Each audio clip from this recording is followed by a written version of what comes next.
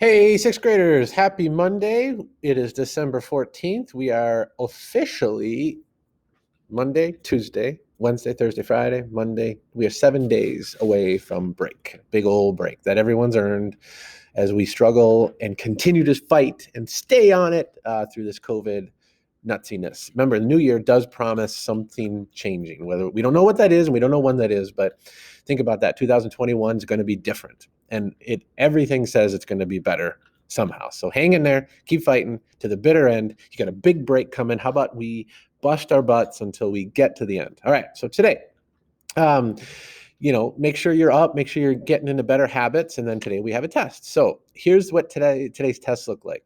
Boom. Option A. You get to choose between two options, but you only need to do one. You do one, not both.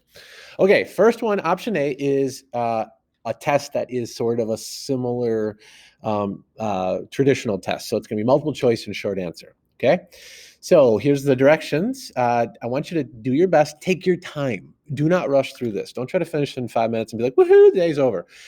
I want you to work at this. This should take some thinking and some writing.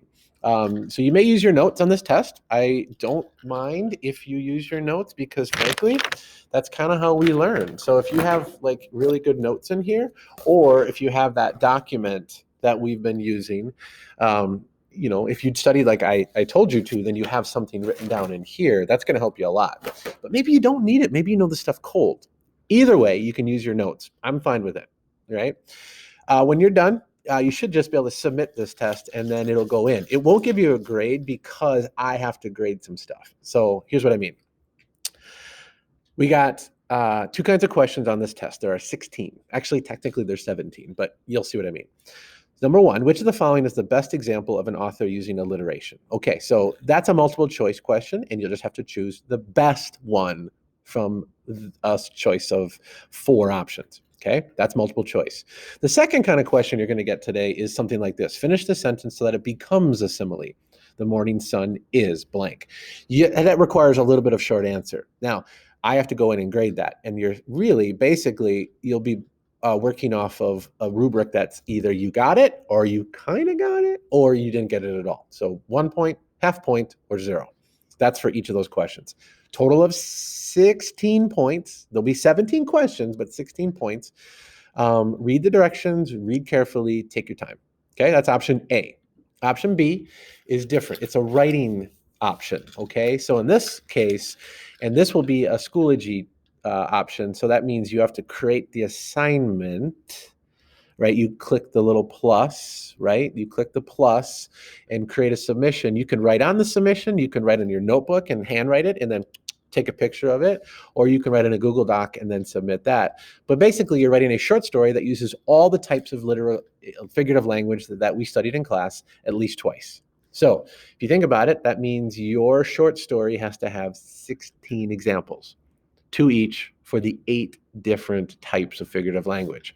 You can be creative and imaginative in your story, but it's got to make sense. So honestly, I mean, you can write about unicorns on motorcycles firing machine guns with Chuck Norris, but it's got to make some sort of sense. I can't just have you write one sentence after another and have not connected. That's not what authors do. They don't just make a bullet point list of figurative language, okay? So here's your checklist. So you should have 2 metaphors, 2 similes, 2 examples of hyperbole, personification, 2 examples of alliteration, mean minimum of 3 words that show alliteration. You'll know what that means. Oxymoron, onomatopoeia, and idioms. And each time that you use an example, I want you to underline it. For example, if I wrote, in my story, I found myself acting like a circus clown deprived of sleep to get the attention of the person I had a crush on. So maybe this is a story about trying to woo someone that I'm attracted to. This acting like a circus clown deprived of sleep, that's my example of figurative language. I could put a label there, or I can just underline it. I don't need you to put the label, but I want to know that you recognize, okay, that is an absolute example of figurative language, okay? So I expect a lot of sentences to not have figurative language because you're writing a story. I will not be grading you for spelling, grammar, capitalization, or punctuation, but dear Lord, please use periods between sentences.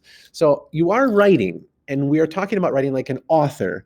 An author doesn't just like write without any rules. Okay. So I'll be very lenient. You're not being graded on that, but you do need to know that there is some stuff to work here. And this is how you're going to get graded. Your grading scale. If you have all examples of figurative language at least twice and your story makes sense, boom, that's 16. If you do an okay job, all the examples are there, and the story makes kind of sense. If you got a little like weird and it didn't really make sense, I'll give you a 13 out of 16. And then if you have not all the examples, but you have most of them, but you don't have like, the story mostly makes sense, but you don't have all the examples. You don't have 16. I'll give you 11.5.